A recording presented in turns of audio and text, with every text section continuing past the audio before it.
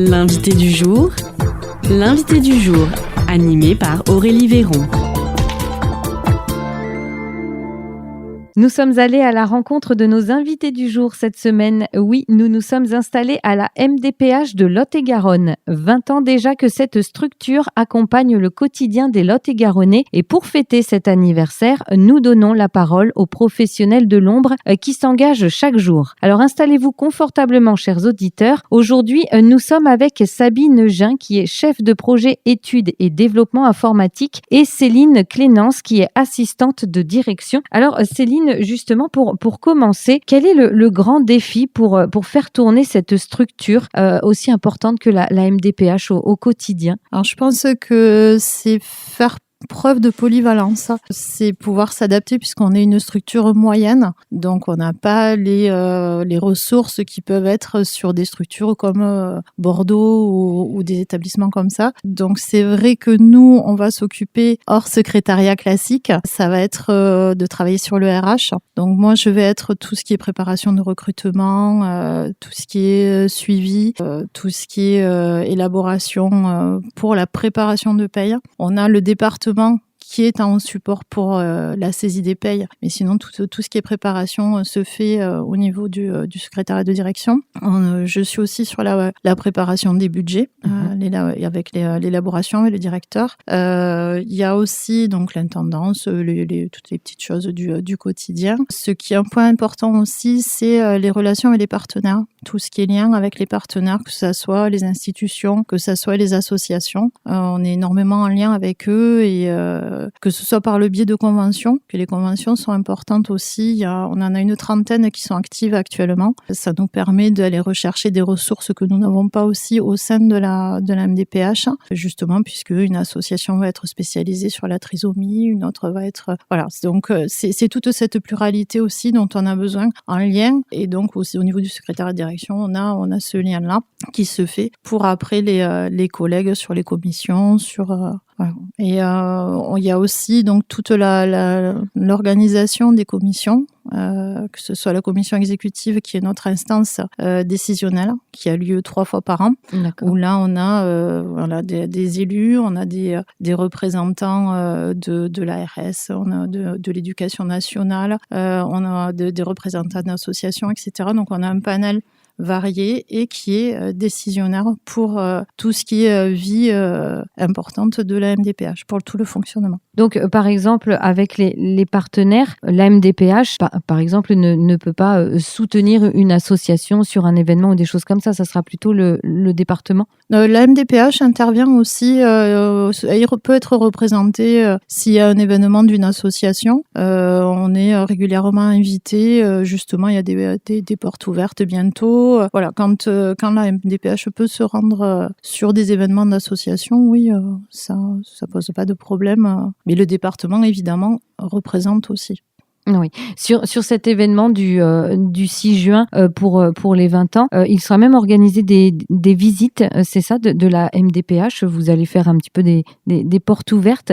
C'est important aussi que le public découvre cette structure vraiment telle qu'elle est, presque dans son quotidien? Oui, tout simplement parce que c'est important aussi de démystifier l'institution. C'est vrai qu'on peut se faire une idée. C'est difficile des fois de se dire qu'il peut y avoir de l'humain derrière. Finalement, surtout quand on passe des fois par une assistante sociale d'un hôpital, quand on peut passer par le téléservice qui est très important aussi, mais c'est vrai que ça matérialise et ça humanise aussi le traitement d'un dossier. C'est voir que derrière ce sont vraiment des êtres humains qui vont s'occuper de notre dossier, et je pense que ça peut rassurer les personnes qui viendront. Ce secteur professionnel, c'est un secteur qui recrute facilement aujourd'hui? Alors sur la MDPH, ça va être sur certains postes. Sur l'accueil, par exemple, ou sur l'instruction, on peut avoir des candidatures. Dès qu'on resserre sur des spécificités, ça va être un peu plus compliqué. Bon, là, on n'a pas eu à faire récemment sur des assistantes sociales ou sur des infirmiers, mais ce sont toujours des secteurs un peu plus fermés. Là, on a eu affaire sur de l'informatique. C'est vrai qu'on a été surpris, on a eu quelques candidatures quand même, mais c'est déjà un secteur un peu plus sous tension. Donc, il faut faire avec aussi. C'est ça. Bon, très bien. On va justement parler de l'informatique, car on peut pas passer à côté de la révolution numérique, même à la MDPH. J'imagine, il y a 20 ans, on gérait les dossiers presque exclusivement sur papier. Aujourd'hui, on parle partout de dématérialisation, de portail en ligne pour les usagers, de la MDPH en ligne. Comment ce service informatique, justement, a-t-il accompagné cette transition numérique pour simplifier la vie des agents et des usagers du département? Pour répondre à cette question, on va justement donner la parole à Sabine Jean, qui est chef de projet études et développement informatique. Bonjour.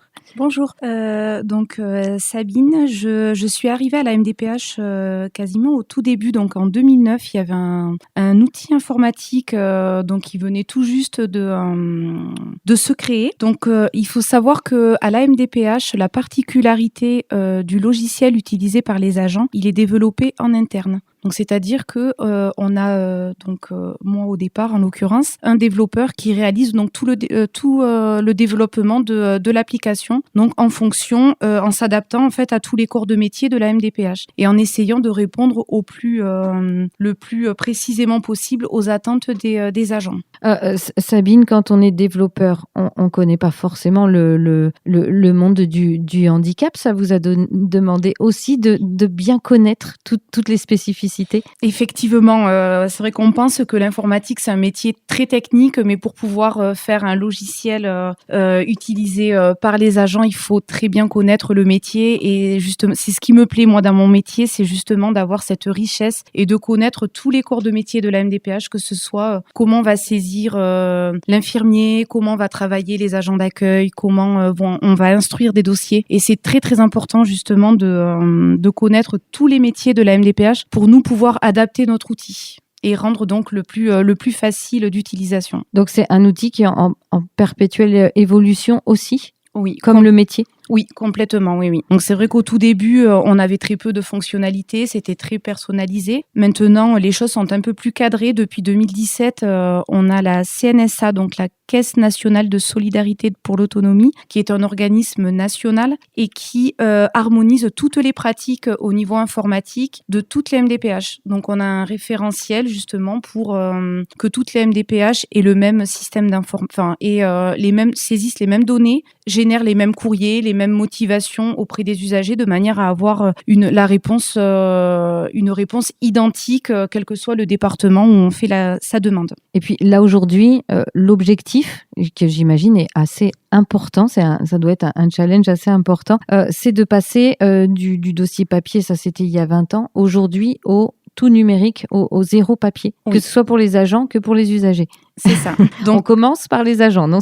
Voilà, c'est ça. Donc, en 2023, on a fait l'acquisition d'une GED, donc gestion électronique de documents. Donc, c'est-à-dire qu'on avait en entrée des dossiers papier déposés ou des pièces déposées par les usagers. On a un service qui va les numériser, classer tous ces documents. Et à partir du moment où ils ont été classés, ils sont rangés et on n'est plus censé utiliser le papier. Donc, en interne à la MDPH, on va tous utiliser cet outil et ça va permettre à plusieurs personnes de consulter le même dossier au même moment. Donc c'est un outil très intéressant et justement qui nous permet de dématérialiser complètement. Donc en 2024, on a mis en place donc la plateforme. Donc là c'est la CNSA, toujours pareil, c'est cet organisme qui a mis en place un outil de demande en ligne pour les usagers. Donc l'idée c'est que l'usager depuis chez lui va pouvoir faire sa demande en ligne. Donc il y a tout un tas de questions qui vont être posées sur le parcours, le professionnel, scolaire, sur le mode de vie, qui reprend toutes les questions qui sont sur le formulaire papier. Et ce qui est très intéressant pour la MDPH et pour les usagers, c'est qu'on va gagner énormément de temps. Donc nous, cet outil-là est connecté avec nos outils, donc ce qui permet d'éviter énormément de saisies, ce qui permet d'avoir un dossier qui arrive déjà sous format dématérialisé. Et pour les usagers, ça va permettre également, cette plateforme est très bien puisqu'elle permet également de pouvoir suivre l'avancée du dossier en temps réel. Donc c'est-à-dire que dès que un agent instructeur va mettre à jour le dossier d'un usager, celui-ci va être directement informé via cette plateforme. Et pour finir, tous les documents donc qui sont générés, au lieu de partir au format papier, ils sont déposés et ils restent à vie sur cette plateforme-là à disposition de l'usager. D'accord, oui, donc c'est quand même assez intéressant et important. Est-ce que l'intelligence artificielle a déjà sa place ou aura sa place un jour aussi dans votre quotidien et à la MDPH? Oui, tout à fait. D'ailleurs, avec la direction informatique du département, on est en train de mettre en place justement et d'accueillir l'intelligence artificielle, de former aussi tous les agents, d'être prudent, de pouvoir expliquer comment on va pouvoir utiliser l'intelligence artificielle. Notamment, donc on parlait de beaucoup de documents qu'on réceptionnait. Aujourd'hui, l'intelligence artificielle est capable d'interpréter de nombreux documents médicaux, est capable d'étudier la recevabilité d'un dossier, est capable d'éliminer énormément de tâches chronophages. Donc effectivement, ce sont des projets pour l'avenir qui vont être très intéressants et qui vont permettre de gagner beaucoup de temps et de pouvoir se consacrer vraiment à l'essentiel. Voilà, parce que la présence et la part de l'humain dans la gestion de ces dossiers reste quand même important. Bien sûr, on pourra pas faire sans non plus être à 100% d'intelligence artificielle. C'est pas possible. On l'a vu, on a un ergothérapeute, un infirmier, un éducateur spécialisé pour l'évaluation. On peut pas remplacer des personnes sur ces sujets-là. Céline Clénence. Oui, tout à fait. La part de l'humain reste primordiale dans l'étude d'un dossier. Effectivement, l'IA va sortir justement, comme disait Sabine, des éléments chronophages et qui effectivement ne sont pas forcément liés à l'étude elle-même du dossier. Et justement, tout ce gain de temps là, c'est un gain de temps pour chaque spécialité pour étudier un dossier. Les dossiers pourront être étudiés aussi plus rapidement, ce qui pourra du coup mettre en place plus rapidement les décisions. Donc effectivement, ça ne peut être que bénéfique. Pour terminer cet entretien, est-ce que Céline, vous serez présente ce samedi 6 juin aux 20 ans de la MDPH? Oui, tout à fait. Qu'est-ce que ça représente? Est-ce que ça va montrer l'esprit de la MDPH, justement, ce samedi de fête? Oui, justement, c'est vrai que toute l'organisation de cette journée tend à ça, c'est à montrer que la MDPH, c'est pas une institution froide, c'est pas des dossiers étudiés froidement, c'est justement quelque chose de vivant, avec des êtres humains derrière, avec une considération des usagers comme de leur entourage, également des partenaires aussi, qui ont répondu nombreux à nos sollicitations, qui vont proposer énormément de choses. On est vraiment très très content des retours que l'on a. Donc maintenant, on espère qu'on aura du monde tout public justement, puisque c'est vraiment ouvert tout public. Et je pense que ça va être une belle journée. Il n'y a plus qu'à commander le temps.